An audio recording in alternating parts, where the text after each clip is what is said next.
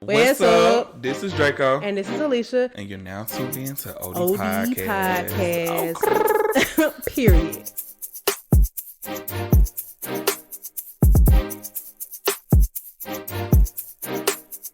Yoo-hoo. I wish I had a time machine. Okay, let's give a Miss Mike Jack. Well, Hazel is not pleased. I can't hear her. Oh, good. Well, so basically, y'all, well, yeah, I don't care, but she be out all day, and I just put her away so I can record because it's a little early. Normally when we record, she be knocked out. So I turned the doggy TV on. She ain't pleased. So anyway, all right. What's up? How you been?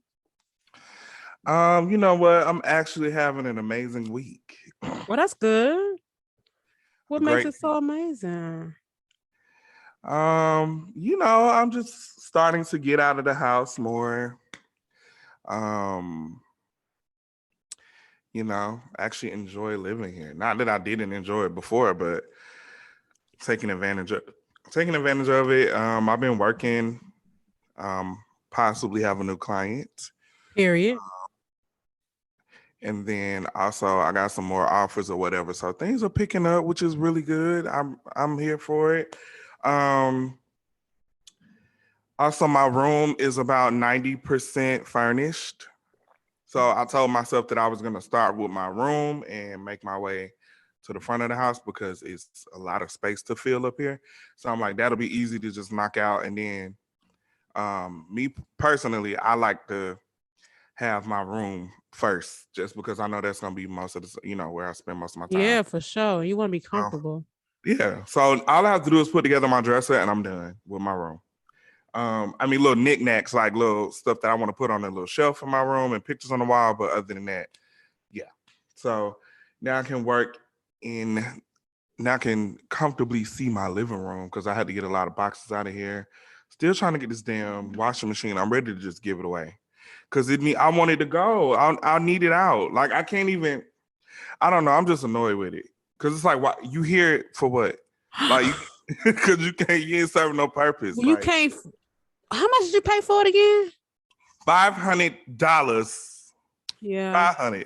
For another $100, you probably could have got a brand new set. I can't even lie. But a Maytag. Like I paid like $600 for my Maytag set from Home Depot. But is it small? I need small and I need front loading. I don't know. Well, you don't get no front load for that price. I don't remember how it wasn't that small. I didn't choose small because I have a king size bed. Oh, look. 2 hours ago. Hi, is this gas or electric? I can pay via PayPal, Zelle, or Venmo. Look at this. Oh, period. There you go. Well, speaking of furniture, I have been trying to find. So originally I wanted a cloud sofa, right? But it's not the cloud that I want. It's the style of that sofa. And after like testing out different ones, looking at different ones online, I really don't want a downfield sofa. I don't like it. It doesn't feel good to sit on. It's really weird that people. What you mean a down? What is that? I don't see. I'm new to the furniture game, so I don't know nothing about feathers. Down. You know, like a down jacket. Oh, like goose feathers. Yeah, or whatever animal they want to pluck. Pigeon, crow, who knows? But crow. I don't know. Some of them got budget sofas. So the very popular cloud sofa, which is made by Restoration Hardware. I think for the one I want, it might be like anywhere from $5,000 to $7,000. Not paying that, especially not for this condo. I'll pay that if I have like this beautiful house and you know what I'm saying? It's just really overkill for me. So what I really like about the cloud sofa is how deep it is. So it's one of those things that if I sat all the way back, my feet would not touch the floor. I love that. And so one of the reasons why I even consider getting a new sofa is because I can't stretch out on my current sofa. I can lay on it, but if I wanted to fall asleep, I would not. I would just get up and go get in my bed. So yeah. I was like, okay, cool. And my sofa's in great condition. I really don't have a problem with it. It's just that. And I have a love seat, but obviously I can't connect them to really make the ideal look. So I've been looking. I don't look on every goddamn retailer that sells a cloud sofa dupe, a cloud sofa style, been all up on YouTube. And yeah, so I just don't like. So when you sit on these sofas, you literally sink in it. And I guess people like that, but you can feel the feathers poking at you, like the stem of it. I hate it. Can you imagine that? So it's just weird that people like that. On top of that, when something is downfield, the feathers poke out. They come out of the sofa. So over time, you don't even have a filled nothing. You just have a sofa. So Yeah. I was looking at alternatives. Some people do offer some that are filled with cushions, but unfortunately, those cushions are they start to curve when you sit on them. It's just you can't win. So my sofa that I have right now is filled with like, it's like, this gonna sound crazy, but you know how you comb your hair and you have like a lot of dead hair that's on the comb? It's filled with a material that looks like that, like almost like it's like cotton It's filled. cotton, but Yes, okay.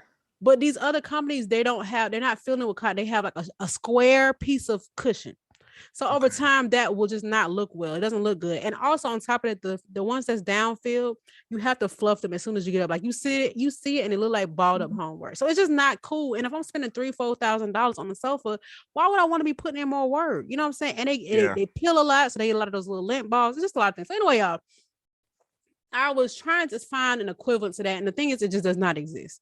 So American Signature has one, like I said, that is not downfield. They have two. They have downfield, they have cushion field, but it looks a mess. And then the color I want, which is dark gray, don't even come in the cushions, only downs. It's like I refuse to pay that kind of money when I got my whole living room suite, tables included, for not even $800. So I'd be doggone if I pay 3 times that for something that I don't truly love, you know. And I Yeah. had found what I thought was a good match at Sam's Club, which was good. It was $1,000. It was the same style, but it was just not as deep. It really didn't have that look that I was looking for. It was just a good. If that sofa was deeper, I would have got it. I actually ordered it canceled. I was just like, let me just stop. Like, this is not happening. So anyway, it's looking like I'm just keeping my sofa, and that's fine. It's not Yeah. that deep, you can't have it all. But yeah, so that's what's going on with me. I bought a new bed. At first I just had a smart base and a headboard because I couldn't find really the bed that I like. So one thing about me when it comes to furniture, I really intentionally go after things that are easy to easy to move, easy to transport. That's why I love modular sofas, because it's literally just like picking up a chair. It's just like one little piece. That's what I got. Yeah, so the bed that I have is not modular, but it is very easy to assemble. Took less than an hour, but now that it's assembled, I can break it down by turning 2 screws and move on my business. So like I had got this really big tufted bed from Macy's a couple of years ago. It was a lot to move. I just sold it when I moved because I'm just like, please get this away from me, Apollo. So that's what's going on. I truly don't need a new sofa. I actually had a buyer and everything. I had to tell her. I had to renege. I'm sorry. I was like, listen, the sofa I want is not coming. So it probably don't even exist. So if y'all know any cloud sofas that are not downfield, that actually have some kind of cushion, does not sink to the floor, and has good consistent reviews, let me know. I did find this one place. Thanks to this viral tweet, turns out the threads be coming up. I'm like, Jesus Christ. All right. So anyway, At this point, it sounds like you need to get custom furniture. I'm not opposed to that, but even then, I need to be able to go somewhere where they have made something that I'm looking for and sit on it and keep sitting on it and lay on it. Like I just need, I'm really particular about certain stuff, especially something like this.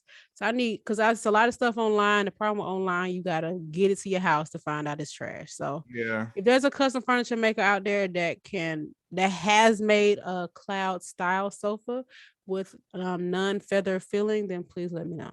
And I'm not spending more than 5,000. I'm not even spending more than 4,000. I'm not even spending more than $3,000. I I'm not even feel spending more. I spend 2,500 at the absolute most, and I need to be at least 139 inches wide, modular, with a chase that can be left or right optional. So okay. So custom. yeah, well, most of them are like I'm just that. playing. I'm saying that because you have like very specific details. Yes, and the problem is just not. I can't. There's no happy medium for me. So I Yeah. just keep my little cheap rooms to go living room suite. I got some new throw pillows. It looks good. It looks Yeah. blessed. Yeah, I don't know what I'm working on next in my house. I think that I'm gonna buy a vanity table. That's what I'm gonna start. Okay, So I want to convert my closet into like a little vanity room. that's cute. Yeah, I'm gonna and buy then one. I'm gonna buy a little table with the lights just to kind of get started with that. And then I do think that I want to get like a TV stand like under my TV, so I can start removing my dolls and stuff from the boxes. I did decide that I was gonna do.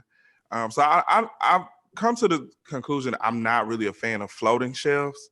I oh, like the shelves with the hardware. Like mhm. I like that metal look. So I'm like, maybe I can just put some shelves up behind my couch and put some stuff here because this wall is empty. and see. Actually, my Black Business of the Week is actually who. We'll talk about that when we get there. But I'm gonna put some shelves here, put some shelves by the TV, and just kind of just work it as we go. I think that my problem is that when I first move places, I try to like furnish it in my head. And realistically, I'm not that type of person just because I've never been the type to like buy stuff that matches, if that makes sense. Like Mhm. everything is always so abstract all over the place. That's always been my style. But I did say that my room, for sure, I wanted to keep it all one color. So that's what I did. But um, yeah, we just gonna work as we go like I normally do and just figure it out as we go. Yeah, it's well, good luck because I'm having a tough time. And it sucks because this is like 2 times the amount of space that I normally have. Like in Atlanta, I never had this much space, so it wasn't that hard. Especially my last apartment, it was very small. So it's like, okay, um, um, okay, so it's couch, coffee table, TV stand, TV up. Period. I ain't even have enough space for no damn dining room table. So it was like whatever, you know. I need one of them too. Oh Lord, have Oh mercy. yeah, I gotta get that too. I gotta get a dining room table. So I mean, once it's done, I'm probably never gonna leave my house because I want to enjoy my purchase. Period. But it's just the process of doing it. It's just like, girl, come, just please, you know. It's these times where I wish I was rich. Honestly, is rich gonna be enough though? Because once you get rich, you Yeah, start because finding. guess what? Since I'm not rich, I gotta put my own furniture together. See if I'm like if I had that type of money, Well, you can go on Task Rabbit. It's not that expensive. I'm not paying them folks. Okay, sorry, my I bad. bought my own drill. I bought a drill. Yeah, I put I myself. bought Well, all I type don't put of myself stuff. together. I have an assistant that does that for me, but I I heard you. I already know who the assistant is. Uh, but yeah, speaking of furniture and home decor, that's gonna lead me into my Black Business of the Week. okay. So my Black Business of the Week is I, I hope I'm pronouncing her name right. Her name is Hamila Halima. Halima. Okay. Um, so Halima owns a company called Artpce. I mean, Art Piece is it's one word. It's spelled really weird, but I like it. So it's Artpce. So basically, I found her on Twitter. She went viral on Twitter because of her personal office space, like her artwork on the wall. And she's like, oh, by the way, these are all mine. Like I made these. Period. So she does digital art. And when I went on her site, not only does she do that, she make rugs. So I like the custom rugs, but I won't put them on the floor just because I feel like um I don't want nobody stepping on it. Like I don't want that. I want mine on the wall. So she ended up having this rug on her site of Andre 3000 drinking out of a uh like a coffee cup, and that drew me in. So I just kept going. I found so much artwork from her. I'm probably gonna get all my artwork from my wall from her just because it's the style of art that I feel like fits my apartment. And then the rug as well. Then I just looked on her Instagram. She also has because I'm just now looking at her Instagram because I found her on Twitter, like I said, but she has like keychains and everything. But I'm gonna send you her page so you can check her out. It's Artpce. It's spelled at Artpce, and Okay. her name is Halima. Hopefully, I'm saying that right. Correct me if I'm wrong, girl. But yeah, that's what I'm shopping from. I mean, she has something for everything. But okay, cool. We're gonna shout out Halima in the episode notes per usual. You guys know the drill. I've been on this thing where I have committed to sharing 28 black owned business, one for each day of Black History Month. You know, I always share like small business, black owned business on my stories and stuff like that. But there are so many more. Like I think people don't even realize or know where to start when it comes to finding a black owned business for certain stuff that they need. And I'm like, say less, because I make it my goal to go black before I do anything else. And I ain't coming back. I appreciate that because I mean I think that for me, like I go for convenience. So I feel like I need to. Ain't nothing convenient about the black dollar circulating our community less than one time. Listen. I understand that. But I definitely feel like I need to get better at that because I just go by what's near or what's popular. Because I go for stuff like that because that way I know that people use it and it works. Or whatever I need. Like I can understand stuff like that. In those cases, yes. If something works, it's hard to find a good version of a lot of things. Yeah. So I'm like, oh, you guys go here a lot. It works. They're fine. They have good service. Let me just do this, Yeah, I understand that. Now, sometimes if I find out there's a black version or equivalent or own alternative, I'll still try it out just to see, and depending on that, then I'll switch. But I agree. But I mean, obviously, some things you just cannot control. But I really do genuinely try to make sure everything I do is blackity black. But yeah, so if y'all not following me on Instagram, follow me .Leisha. It's in the episode notes too. All right, let's move on to shop talk. All right. So first things first, Nick Cannon is expecting his 8th child. I'm actually annoyed by what he's doing. It's not my business, but it is my business because y'all putting it out there and sharing it with the world with so many different characters. I know people look at like, oh, Nick Cannon's rich, his children are gonna be straight, but you literally cannot be there for 8 kids that live in 8 different households. It's just not possible. Or let's say 7, because Mariah got twins. But it's really, I understand that he is dealing with an illness and he has spoken about this and wanting to leave a legacy and all these other things, but I think it's extremely irresponsible to leave the job of raising 8 different kids on 8 different women. It's just a lot. It's just not realistic. It's not fair to that child. While it might seem cool because you're going to leave all this money behind, but money does not raise a child. There's so much more that goes to that. I thought that was common sense, especially with somebody who has so much access. And so many people in the industry speak so highly of Nick Cannon, how he looked out for them back in the day and all this other stuff, but you cannot do that in 8 different moments. It's just really irresponsible to me. And I don't know, I just don't think it's right. And maybe it'll be cool in the future when they're all 1 month apart it's ghetto twins when they born in the same, like less than 6 months. But what you call this? It's like ghetto family tree. Okay. You take stuff too far. I'm just saying, but I just don't like it. I just think about, how all these 8 different kids gonna have 8 different things going on at 8 different times, and he's just not gonna be able to make it. Now that could be the same if the kids live in the same household, but it's even more difficult when they likely don't even live in the same city, and you have a thriving career. You got so many things you're working on. It's just impossible for you to be there like you think you can. It's just crazy, but I just wanted to share that. Yeah. I am this is just very triggering, not for me personally, but I feel like I hear this story a lot in the hood. This is definitely something that is not new, about, especially from somebody like Shawty Lowe. Remember, Shawty Lowe had all those kids. Exactly. And so realistically, like you said, it's kind of hard to be able to be a part of 8 households at one time.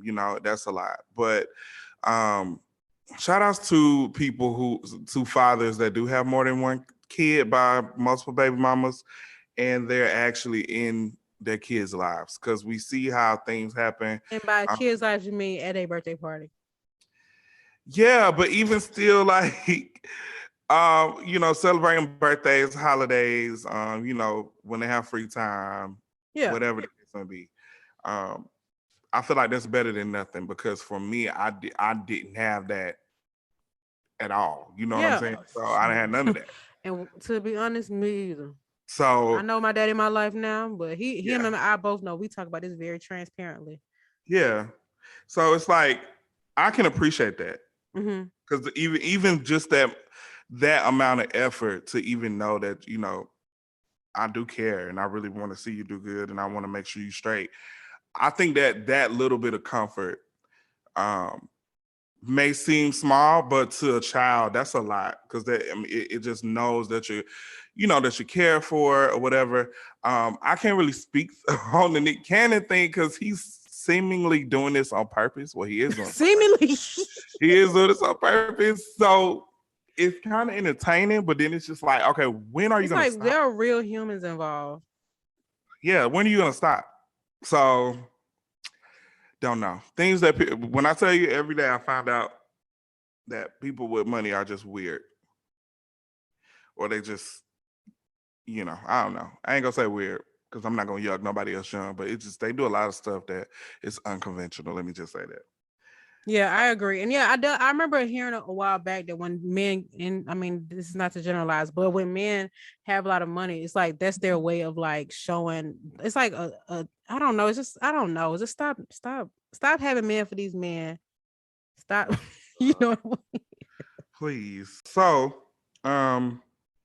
ABC suspended my girl Whoopi for 2 weeks for her comments on the Holocaust. Let me tell you something. Yeah, I don't know how I feel about this. Going if we being real now,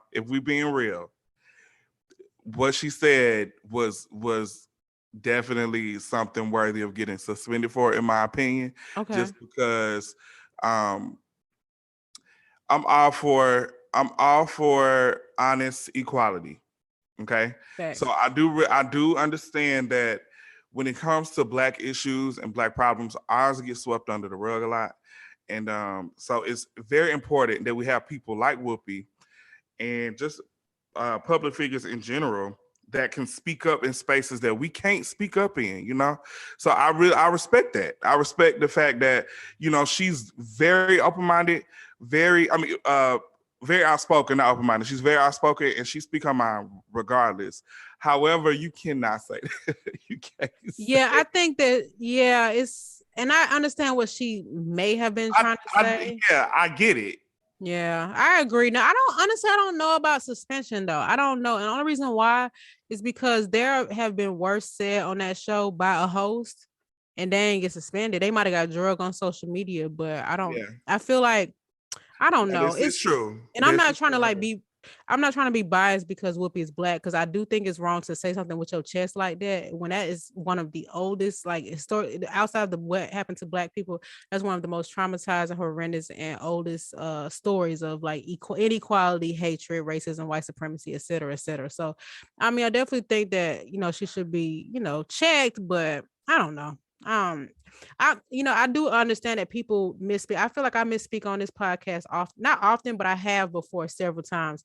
And sometimes you just make a mistake, and it's harder to fix that when you're live on TV or on somebody else's somebody, not somebody else's show, is her show, but she doesn't own the show. She doesn't own the content and things like that. So I just think that I don't know how I feel about it. See, we can misspeak on here. I feel like this is our platform. And we can edit it too, and nobody could ever hear it. You get what I'm saying? That's true. So That's it's like true. we get to be like, we let you in what we want to let you in. But and so on her show, she could have just misspoke, or I mean, maybe she meant it, or she thought she meant it. But the point that I'm making is just people say things that are jacked up, wrong, and inappropriate, and I don't know, and like I can't speak on behalf of that community, the Jewish community, and but I don't know. I just don't even know. So. Yeah, well, Godspeed, Whoopi, Godspeed. Okay. All right. So next up on the docket, so there's two things. So it's something that so I think the last episode, Regina King's son had passed away due to suicide. Yeah. But I also want to speak on Cheslie Kryst. I apologize. She was Miss USA 2019. You know what? So I was on TikTok one day, and I saw this video, and it was this girl who was like explaining what microaggressions were. She was really giving real examples, and all the examples she named, it was so freaking relatable. And she expressed it and explained it in a way that I feel like I couldn't have properly expressed. And so I was intrigued. And so I went on her page and I looked at her videos and I just saw all these things. So she was an attorney at one point. I considered law school, still am considering law school. I did not know that she was a Miss USA. I realized that she had won. She was in pageant. I just didn't realize. So anyway, I just was intrigued, and she posts a lot of content, things that I could relate to. So I'm like, let me follow this girl. And I'm, whatever. I'm liking her content. She got all natural hair. She's this, she's a gorgeous girl. So anyway, 3 days later, I see a news article with this girl's picture that she died to suicide, and it was her. And I'm like, oh my God. Now, I'm not somebody that keeps up with pageants and things like that. So I just didn't even know what all she did outside of TikTok. I'm just being totally honest. I just didn't know. And I do remember when she won, but I just didn't keep up with that era. I just remember that year being super iconic for Black women in pageants.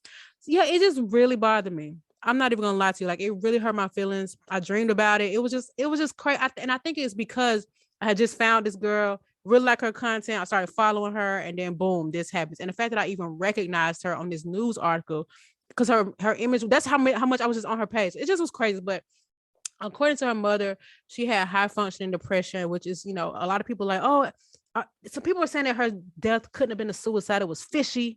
It was like, how? Because she was so bubbly, so happy, so successful, blah, blah, blah. But I think people forget, like, especially when you mention high function depression, like, she literally she's living what appears to be a normal life, but also at the end of the day, she is talking to a phone. She is talking to a screen or to a camera. That is, like, we have had bad days where we had to push on and be ourselves and save face or have a poker face and all this other stuff. But she had a lot. She was on extras. I mean, she was on TV every single day getting all these partnerships. But obviously, she got to pay bills. She got to take care of herself. So she's gonna do what she's got to do. She could still be really passionate about these things or really enjoy these things, but still be completely unhappy inside. And it just was really sad, man. It just I just hate that suicide is so freaking common lately. Yes. And I hate that people get to the point where they feel like that's the best option for them. Now, I have not been in that position, so I can't necessarily say it's not right. Because even if you look at Regina King's son, like, he made a tweet saying, like, referring to an episode of SpongeBob where SpongeBob had a bunch of SpongeBobs in his head, and it was just a bunch of chaos, and he kind of related that to how he feels. I'm like, dang, that's to try to actually imagine that feeling of having that much going on in your head. It's got to be miserable. It's like, how do you escape it? Like, yes, you can go to therapy. I definitely think people should go to therapy, but sometimes people don't. People feel like they can just self-heal. They don't want to take medicine. They don't want to be restricted to a certain thing because they feel like it's just a waste of time and it's not working. And they don't really, they just sometimes think that we're better off without them. So it's just really sad. It's just really, I don't know why this in particular bothered me so bad, but it is. And I just, I know we made an episode previously about therapy, but I'm tired of seeing the check on your strong friends. Like, what exactly does that mean when you say that? Like, I know they people might not do that. Exactly. And on top of that, people are so freaking mean. Before Cheslie passed, she would post, like, she would talk about how people sending her death threats. People would call her all kinds of names in her comments. When she won Miss USA, they tried to say that she wasn't even Black enough because she's biracial. I remember that. And so it's just so sick that people, I just try to imagine, like, going on, like, I'm a mute queen, right? But there's only so much I can do. So if I get to a point where I'm really popular or famous, God forbid, but it's to a point where thousands or even millions of people have access to me and can literally say whatever their keyboard produces on a screen. I can't really control all the stuff that I do and don't see. And I just can't imagine already being unhappy and then coming onto this app where I have to pretty much do for work and seeing these things and kind of reconfirming, like, yeah, you're right. I don't need to be here. I'm not happy. I'm no good. I'm trash. All this other stuff. And I just hate that people get on the internet and even have the attempt to say that kind of stuff to people, especially to people they don't know. And it's just really sad. It's just, I don't even know how else to say it. It's just really sad. I just, anybody that's dealing with depression or any type of, instability that they feel like they just need some help, like, please get help. Please, please, please. Like, it's just, like I said, people saying check on your strong friends. If y'all are checking on your people, like, truly check them. Don't be the mean girl. Don't be a fake friend. Don't be doing this. If people have expressed that they're feeling a certain kind of way mentally, like, don't take that for granted. Like, if you need to lessen the load on them, do them a favor, take them somewhere, have fun, sing with them, hang, just do things to lighten their day and maybe make them, think about, like, what, let me get this fixed because I enjoyed this moment and I want to have more moments like this, Yeah. I definitely said that for one, I need to get better at stuff like that as far as, like, just being there. I think I brush off a lot of plans for my own personal reasons sometimes, which isn't a bad thing because I'll be having stuff going on. And then I also talked about high functioning depression on a previous episode relating to myself, and I haven't been diagnosed with it, but I definitely feel like that that I go through that just because I'm always not necessarily always, but when I'm around people, I'm definitely that person where I have a lot of high energy, blah, blah, blah, but I'm not always in the best mental headspace. Now, I never, ever in my life ever contemplated any type of self-harm or freaking suicide. Let me tell you something. I'm the scariest person on earth. I would never. So I would never do that, but I definitely feel like I had and have certain coping mechanisms that I feel like I use to kind of get through that. Mm-hmm. That I wish I didn't have. Like some of them, I feel like isn't harmful at all, but definitely as far as like being social, sometimes like I can't be social, and I said this many times, like I can't be social without alcohol. So it's like I need a drink or two or a shot or something in order for me to be in groups, like large groups. And so um I honestly think that has something to do with just my environment too, because me moving here, like last night, I went to an R&B night, and it was so crazy because I went last week and I didn't not enjoy it, but I think that I was just in my head the whole time. So when I went last night, I did have a drink because we went to Taco Tuesday previous, Mm-hmm. but the people in there, the people were just so happy. Like I think it just reminded me of just spaces that I enjoy being in, like how people are just there having fun. They don't give a damn about what you got on, what you look like. Genuinely having fun, genuinely listening to music, and then it was like actual music that I grew up listening to, like that I grew up listening to. Like, of course, it's stuff that came on the radio that we all can relate to, but it's like certain album cuts and like stuff like that. I was in a place where I never felt that feeling before. Right now, hold on. Is it 1996? I'm like, whoa, like how it was almost a thing like, y'all know this song? Like, how do y'all know this? Like in my head, like I wrote it or something. Like, But what's one of the songs? so they were playing like Destiny's Child remix album songs. They Oh were playing wow. like Faith Evans album cuts from her, what is it called? Her that one album. Remember she had those drug charges and stuff, and she had that one album coming after that. I can't lie. I don't even recall. Okay. This Sorry. was in like 2005. She came out with an album like 05 or 06. And like I only It's like know they keep on coming back to me. That album. With all the baby, please is no more. no, I can that just look was at Apple earlier. Music. How That about was we when just we was a kid. see? I don't know nothing. So it was just a lot of different stuff. And I'm like, whoa, like what? In my head, I'm thinking they finna be playing Summer Walker all night. But they playing like some stuff. So I felt comfortable. Oh, the Like album's called The First Lady. First Lady, there we go. Yeah. So in that moment, I'm like, you know what? I think this was the perfect move for me. That's why I said I'm starting to really enjoy living here, is because it's so many things that I don't know. It's just like everybody here is just so different. It's like so open-minded. It's different things. I feel like me growing up in the South, especially Georgia, is like very black and white. It's like everybody is into this. And when you're not into this, everybody is standing across the room looking at you like, what the Yeah. fuck is going I on? hate that. And I don't know nobody got time to be explaining themselves every time something is different. Yeah, and it's like I can't even explain simple stuff like my music taste or my fashion taste to people without people start coming up with their own theories of like, oh, this boy's weird. Like he's what type? You want to be white? You weird? You're demonic? You worship devil?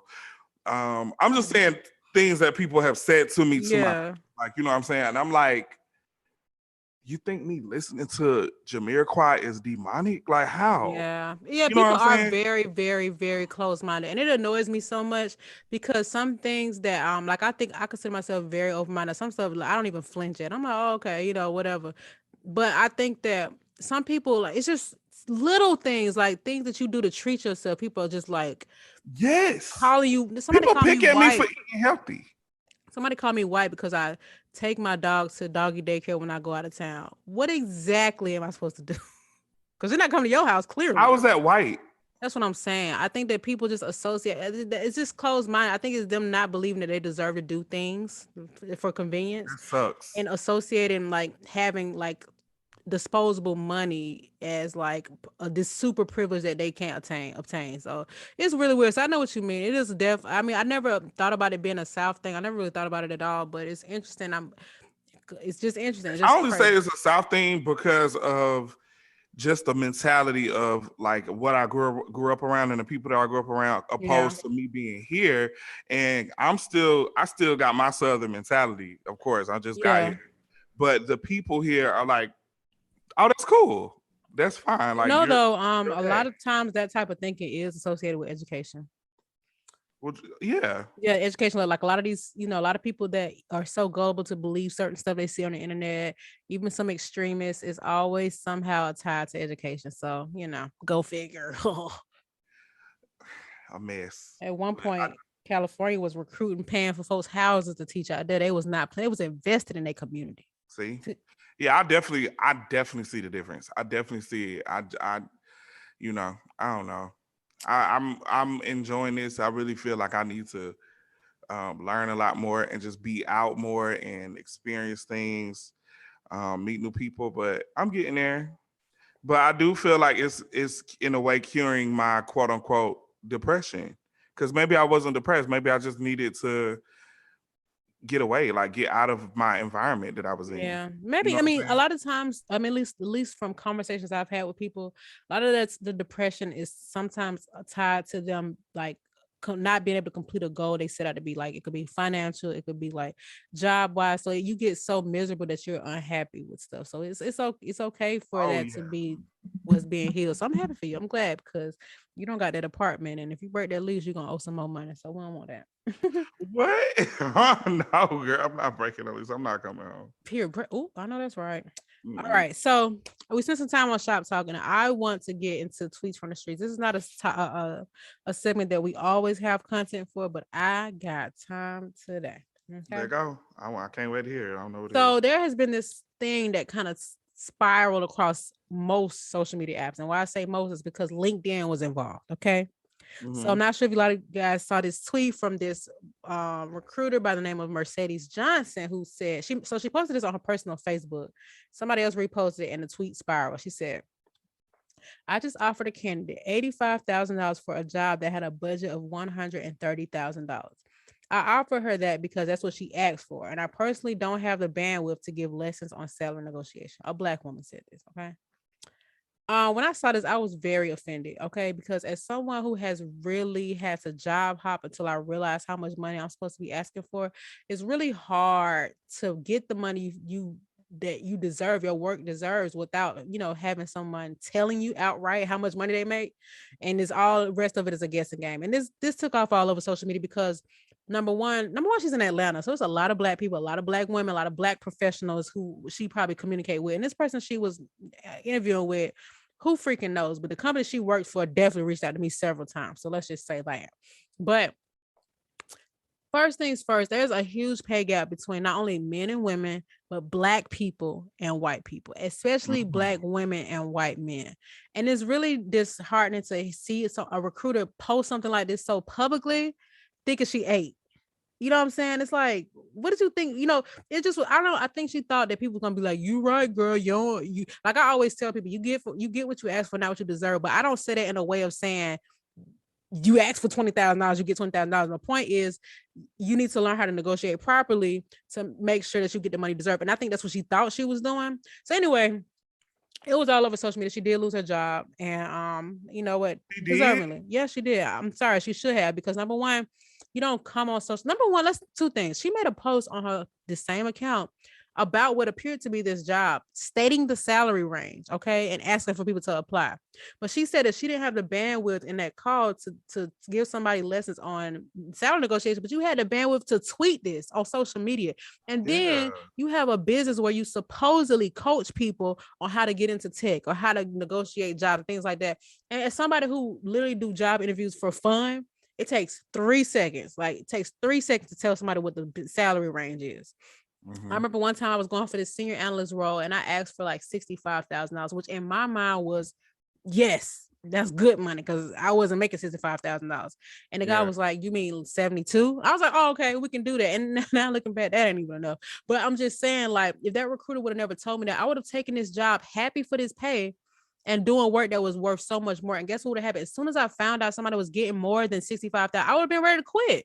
And part of the reason why people job hop to begin with is because they're not getting paid enough for what their work is asking for. So the impact and the pay does not align. And so typically they find another job, they find that they're paying more, and they leave and they can do that same work somewhere else. And it's just really, it made me so mad because I take this kind of stuff very personal. Like when it comes to corporate America and really get into the bad, like that's something I super advocate for. And I'm not even a goddamn recruiter, but I feel like I had to really learn the hard way about how to find out the right amount of money, not being afraid to ask for money. But you got people who literally are intentionally allowing you to get paid pennies for a budget, even if. So she asked for 85 and the budget was 130. You could have given her 100,000 and you still would have saved the company money. But it's just Yeah. really sad because when I think about it, like $85,000 is a lot of money. But 100,000, 130, that could be something that's enough to change somebody's whole situation. You know what I'm saying? The way you live, the type of bills you have, the type of money you save, it's just really sick. So it just really made me mad. And I don't know. It just, I don't, that's all I really got to say. It just was really sad to see a Black woman being that way. Somebody who's probably being underpaid her doggone self and to Yeah. do that to someone else. But it ain't about having bandwidth to coach somebody. You literally, like, recruiters literally will tell you the range for pay and based on the experience you have, that's what the pay you'll have. But if you like, let me get undercut by several thousands or several tens of thousands of dollars is wild. It is wild. Yeah. That's so crazy because I deal with that in my field as well. And Mhm. I feel like the problem that I have with things like that is like um especially when it's not your money. That's when I really get offended. You know what I'm saying? Listen, It's not your literally, money, you're bro. literally getting paid a salary based on. So this is the thing. Corporate recruiters work for the company, so they just Yeah. place people all day long. But there are contractor recruiters who get paid a bonus for placing people. It don't even matter. This is when you work for a corporation, you definitely are just you don't. It's not coming out of your check. It just is what it is. Yeah. So it's like whenever I'm approaching a job and they're asking me like, what is your rate or whatever, now I know to just say the most outrageous thing. Not for Facts. real, not for real, but No, I for say real. the most outrageous thing because either they're gonna yes it or they're gonna negotiate it, but at least you're gonna get like somewhere around or even more than what you initially thought that you deserved. Because that happened to me on the tour when I went on tour to Escape, and I was like, after the tour was over, and I figured out what everybody else was getting, I was like, oh shit! Like I should Yeah. have probably negotiated that more. But at the time you was like, heck yeah, you quit your job for it. So clearly it was enough money to make those changes. Yeah. So now that I'm where I am now, I'm like, it's so crazy that people be offering people like y'all feel comfortable enough giving people these jobs that's paying them this little amount. Black people, Yeah. And I can like, assure you that the person getting paid 85 is going to have the same amount of work as the person getting paid 135. That's a fact. Because they're yeah, not going to be easy on you because you came in on a low offer. And I know corporate America can be very intimidating. I know it. I mean, anybody who knows me personally know, listen. So I understand that, but there are definitely resources. And I wanted to say this earlier, but if you guys at least go on Glassdoor is a user submitted site where and they kind of use industry trends as well to determine like what a role is paying at a specific company. If you have had a job, go on Glassdoor, create a profile, share the salary you post. I mean, it will be anonymous and it'll help other people in the industry. So it'll give you a range like, hey, this is the low, this is the high, this is the median. So the median is okay, this is like what you can expect for a job like this. So there are resources out there that I understand everybody may not know that, but LinkedIn even has pay ranges, but Glassdoor is the holy grail. And a lot of times I've gotten offers higher than what Glassdoor is saying it is, but let that be your benchmark for real, or hit me up. yeah, Even if you don't know me, hit me up. I will be glad to point you in the right direction. I am not afraid to ask for something crazy. If y'all know the stuff I be saying out my mouth, and what they come back with. Now I know some people I'm also learning that, man. I promise you. Over the let me years, I tell you had to learn that something. too. You got to just throw it out there. You just got to say it. And so I know a lot of people fear that if they ask for much, they won't be considered for the job. But you cannot be thinking about that. Now so this is the thing. If there's a budget, the money has been set aside to give to whoever gets this job. Number one. But the manager, I highly doubt they're going to be like, oh, give it to the girl that wants 115 instead of the girl that wants 140. No, they just want to fill this position with the best candidate. That's really what it comes down to. Now, I have definitely heard of companies taking back offers, but those situations that I've heard of were very, very specific. You know what I'm saying? It's one of them things where people overshared information about their outside life and wanting accommodations and stuff like that. But I can promise you, if you start off at a company with a low offer, you're never going to catch up. Literally, when you get the job, that is your only time to set the bar for how much money you make, period. Or else you're just going to have to leave and come back. Hit me listen, my DMs stay with people asking me questions about jobs. I am happy to share. It's my free life passion. Get it in while it's free. Okay, cool. Now, this is going to be, I see this a lot on Twitter, and this is completely left field, but do you feel like Atlanta has good food? Oh wow, it's so funny you bring this up. So here's the thing. I travel a lot. I try food everywhere. And I think what it is that we are used to it. Like that's what we grew up on. So anywhere yes no? I'm getting to it. No, I'll just play. I feel like people are gonna always ride for the food they grew up on because that's what your taste was accustomed to. You know what they be thinking? Their grandma mac and cheese be good, but it be tasting like banana pudding. Man, I had that. Listen, people trying to shoot me down yesterday about my macaroni and cheese tweet, but I'm gonna stick beside it. But no, so I feel like the food in Atlanta is okay. I think it's okay. I think that we have newer restaurants out like Toast and what's the other place? They're like Rock South. Toast and Rock South. Now, I feel like that is really, really good food because it's soul food, but it's clean. It's like neater and it tastes good. You know what I'm saying? Because I personally don't like soul food from restaurants. I would prefer to eat it from somebody's house who I trust. I'm big on that because y'all be having roaches. But what made me really reconsider, like, okay, maybe Atlanta food ain't all that, is when I went to Houston. Houston food. I heard. This is my thing. I was like, bro, okay. When it comes to Atlanta food, I always expect soul food. I look at that as Atlanta food, Georgia food, right? And I feel like we have so many restaurants that, yes, are good, but it's not like Southern food. And I really feel like finding good soul food in Atlanta, you just got to go to your grandma's house. Yeah, you got to go to somebody's house who you trust. Yeah, exactly.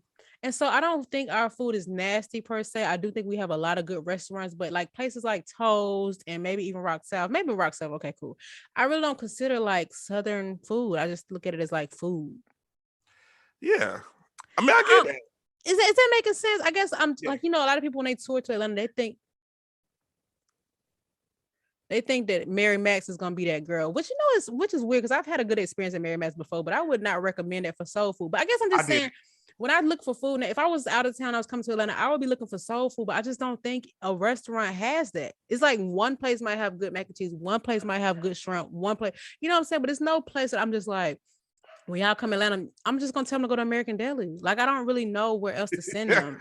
Yeah, I mean, Atlanta is known for wings. Now, I will say that nobody is touching our wings. Period. Or cauliflower. Or that. Nobody's touching that. But when it comes to the other food, I don't know. I don't got no answer, so I don't got it. Yeah. It's just like for real, because like in the hood, all we had was like wings and barbecue, fried food, and maybe that's why I associate that with Atlanta food because that was what was close by. But they like even down to Abdullah the Butcher, like that was people there for wings and barbecue. Exactly. Like we had Chinese. So now we have these like taco places and seafood places, which all these things are good, but they're not like cultural things. No, the taco places in Atlanta are gross. Sorry. They are disgusting. I went You to out there with the real Mexican food, and now you just baby, but I was saying that when I was living there. yeah. So they ain't that I don't count that. But what's the new one that people Bar Velvet taco. Taco. Disgusting. Who? Velvet Taco. Oh, okay. I never been there. Don't go. Don't waste your time. People go there because it's big tacos. And they just However, like the aesthetic. That's the thing. It's yeah, like when people open these it's restaurants, not how many good. people told them their food was good? Like, did they go to I like a had, and people expert? be there. People eat it. They I love it. And know. I ordered. I went the last time I went. I'm the type of person where I will not make a biased opinion. I will try it. I'm gonna try it. So the last time I went, I ordered 5 different tacos. All of them went in the trash. Dang, I hate this. That's how I felt about when I went to Mojave. It's that restaurant over in, I think it's in Sandy Springs. It's got like the grass on the outside. It's a breakfast place. That food was not good. I feel like it was food that you go to the store and you buy out the pack and you just cook it. You don't put nothing on it. You don't do nothing with it. It had nerve to be slow. But it's like, yeah, people they focus like for example, for my birthday, I wanted to go to Garden Room. So many people told me that food wasn't good and it's very expensive. So it's like you get the crowd out by going to these cool, aesthetically pleasing environments, but the food don't slap. So when it comes to eating, you just got to go to the hood. That's really what it comes down to. Got it. Yeah, Atlanta is very ambiance-y. So it's giving Ambiance. it's ambiance-y. Like if it's giving like neon lights, grass wall, cute environment, cute place to But take that's photos. gonna get old quick. And I also feel like the Beltline brought a lot of places like that too. And it's like, is that trendy or is that like here to stay? I don't really like it. Just doesn't reflect Atlanta. No. Now people even including myself, they be like, oh my God, the food in LA sucks. Let me tell you something. And that's what they said on Insecure. They said a did. barbecue. They said a barbecue. Oh, the barbecue. Oh my God. Oh. Let me tell y'all, this past 2 weeks, I've had some of the best food I've had in my life in LA. So starting with the barbecue, it is a barbecue place. Hold on, I'm about to find. I forgot the name of it. Sorry. So I went to this restaurant last week called Blood Souls, which is a barbecue restaurant. When I tell you the collard greens had smoked turkey necks in it, I said, y'all do that in LA, bro? Like y'all do that? Is it black When I owned? tell you, black owned. When I tell you it was so good, the greens was so good that I ain't even have to put hot sauce on it. Oh Y'all, wow. I went to a Hazel place. has into the group chat, y'all. Hazel is into the group chat, y'all. I know she's doing the most. Like, why are you even up here? That's why I had to cover the bed. But I had some barbecue from this place on Howard Mill called Dad's Barbecue, and it was the best greens, and it's not even black on. I was like, oh yeah, this is black owned. And guess where they originated from? Texas. Atlanta. Texas. Oh well, there you go. So I said that but I've had so much good food in the last week. Are there a lot of black owned places there? Surprisingly, yeah, it's a lot. It's a lot of black owned places. It's a place that Flo like to eat at. It's called My Two Cents. That's black owned. I've been there with her, but I never got food from there because I didn't like the way the food sounded that she got. She got like she had like a barbecue chicken salad, and instead of salad dressing, they put barbecue sauce. Oh no, ma'am. And I ain't That's too thick. Well, it ain't not that it's too thick. It's barbecue sauce. I didn't like that. I ain't like the sound of it. It could have been good, but Yeah, but anyway, no thanks. That's something that you get for the table, and everybody just try with a fork. I'm not doing it. Yeah, but apparently that is Tyler the Creator's aunt or something. So he always is there. Like every time I've been there, for the most part, him or somebody from our future, they eating outside. Mm-hmm. That doesn't confirm that it's good or not, but yeah, because folks bias to their family cooking. They are, and they city, because he's from here. He's from LA. So, but it's plenty of them. I said I wanted to try a few of them. I seen a Louisiana seafood restaurant that I want to try. That looked pretty good. Of course, I find good tacos everywhere. Let me say. When the 2 times I came to LA, I had a hard time finding food. The last time was obviously 2017. Okay. I got you, sis. I got you. And it's LA, so you ain't gonna have no trouble finding options with no meat. Like if you need Well, that's something, fine. I never have a problem finding food. Honestly, I don't know why other people be complaining about stuff. Where there's meat, there's veggies. But yeah, I think that I don't know. And I just asked that because I see it on Twitter all the time. People talking about food in Atlanta not being good. They say that about the food, and they say our airport is hard to navigate, which is literally the easiest airport ever. yeah. It's literally one long hallway. But I digress. I be taking it offensively because I'm like, all the airports I done been in. It's because they don't got clear or pre-check. But you don't need that to get to the airport. Like every terminal is don't. a long hallway. And out of all the airports I've been to around the world, it's like Hartsfield was still the easiest. I don't mean the airports where you got to take a bus shuttle to the terminal. Like what? LAX. Yeah, LAX, O'Hare, Dulles. Mm-hmm. Actually, I don't LAX, know if if it you was don't Dulles. fly Delta is like the main terminal. So if you fly Delta, you don't have to do that. But anything outside of Delta, you gotta kind of like do the most. I hate Exactly. So they just speaking from a place of spirit. Anyway. So if you ever send somebody to Atlanta, like what would you tell them to do? Like what would you tell them to go if they want to have fun? If they want to have fun, it depends on their definition of fun. Cause some people they'll be like, oh, well, I go for the good hookah. Well, I go for what I'm people saying. travel for that. Atlanta's known for hookah, and me living outside of Atlanta, I understand why. So it's two hookah spots here that are really popular. It's one called Barry's, which is like a very it's not upscale, but it's really nice, and it's open till about 4 a.m. So it's a grown woman. And then they're known because they have lobster pizza. Okay. So that's what people come for is the lobster pizza. I'm not really a fan of pizza that much unless I make it. But they have hookah there. You know, they try to charge me $100 just to get in the door. Dang. What that come with? Nothing. So you still have to buy your hookah, still have to buy food, still to buy drinks. 100. Is it like a party environment or a restaurant? I don't know. Like I was just like, what?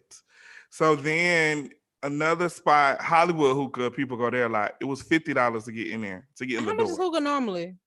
Hookah can range in Atlanta between $25 and $60, depending on the place. Yeah, all that for some tobacco smoke. So when people come to Atlanta, you can go to Kebab Land and get some good Mediterranean food and hookah for $50. Like the hookah is $25. The plate is probably $17, add tip and tax. And so you're saying that the prices in LA are the reason why it's so popular in Atlanta? Like, what is it? No, I'm just saying people in Atlanta are known to smoke hookah. So like they know that like Atlanta is known for hookah. Like that's why when they were making the memes, like they need to put a vaccine in the hookah in Atlanta, or they put the vaccine in the hookah in Atlanta. I get it, I guess. Yeah, that's like a thing. So I mean, it depends on their definition of fun. So I have my personal favorite of restaurants and hangout spots, and then yeah, at this point, Atlanta isn't known for any other attractions for real outside. And that's what I'm getting at. So it's like this is like part of the heart of the civil rights movement, right? So we can go to Dr. King House and stuff like that, but like anybody coming for that? I mean, they will. No, they definitely will because now it's part of the National Parks, Association. But when you think about like tourist stuff, I mean, we literally have a whole strip downtown with museums of like aquariums, the Hall of Fame. It's not really for us though. It's nothing. And that's the thing. What is the point of coming to Atlanta? To party. It's a party city. That's not why everybody coming here though. It's got to be something else. Like seriously, what exactly do we have that people want? We don't have no beach.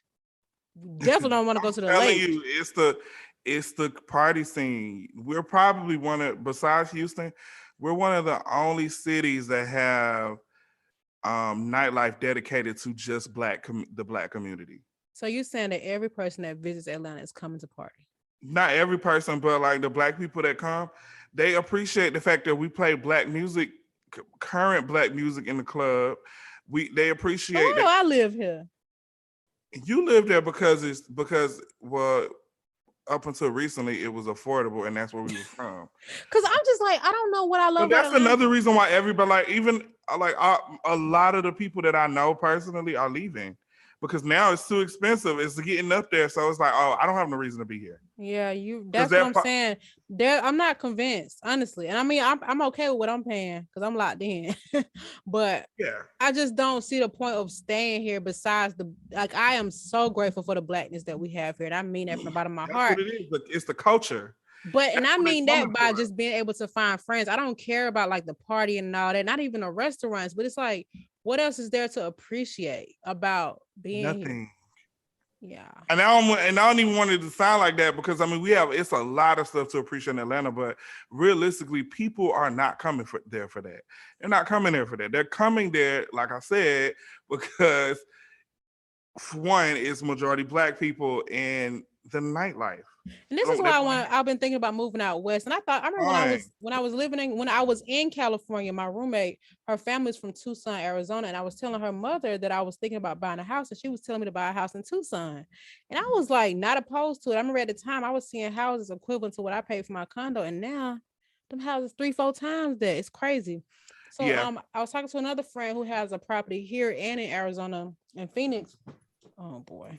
And she was just telling me about it. Now, the only thing is she just saying it's not a lot of Black people. It's just not like, she just doesn't, because she works, that's just kind of how she stays busy, but she doesn't have a big Black. She's a very, very, very successful Black woman with a huge, huge following. And if she can't find no friends, like, good God Almighty, what I'm gonna do? But it's really important to me to feel Blackness wherever I go, and I know I won't get that elsewhere outside of Atlanta, maybe Houston. But even then, it's like, do I want to be in a state that doesn't allow people to even learn about my history? Absolutely not. Yeah. And it's just like, oh boy, I don't know. I want to move though. I do. I feel it. It's an official feeling, and the reason why I appreciate out west so much is because of the nature, and I really have an appreciation for that landscaping. I don't really mind the hot weather. That's really my thing. I hate being cold. So obviously there's a such thing as being too hot, but I can appreciate. I got natural hair. Yeah. So I don't know. I just been trying to think about where I'm gonna settle, but it's probably not gonna be here.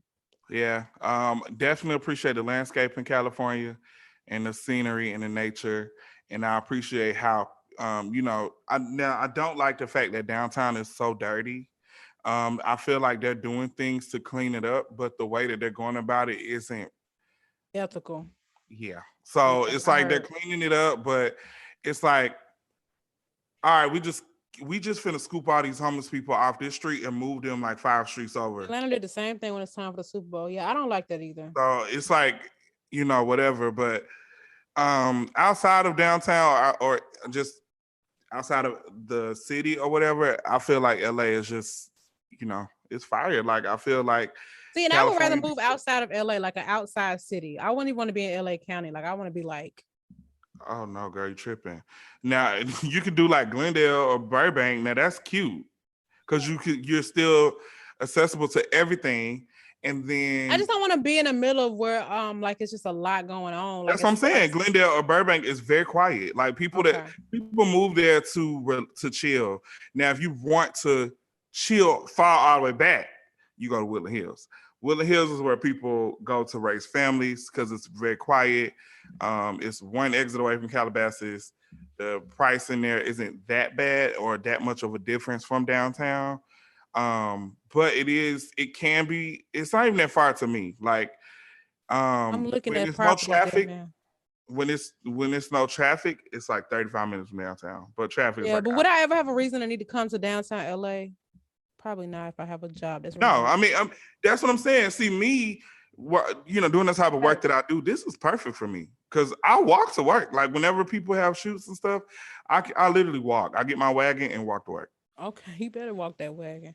So I don't know, and I don't want to be in a place that's too family friendly. Like I feel like there are parts of Atlanta that are very family friendly, like, or even like when you think of like Marietta or even Stone Mountain. Like that's I why don't I said Glendale or Burbank. Glendale and Burbank is equivalent to Sandy Springs. Okay, I can do that.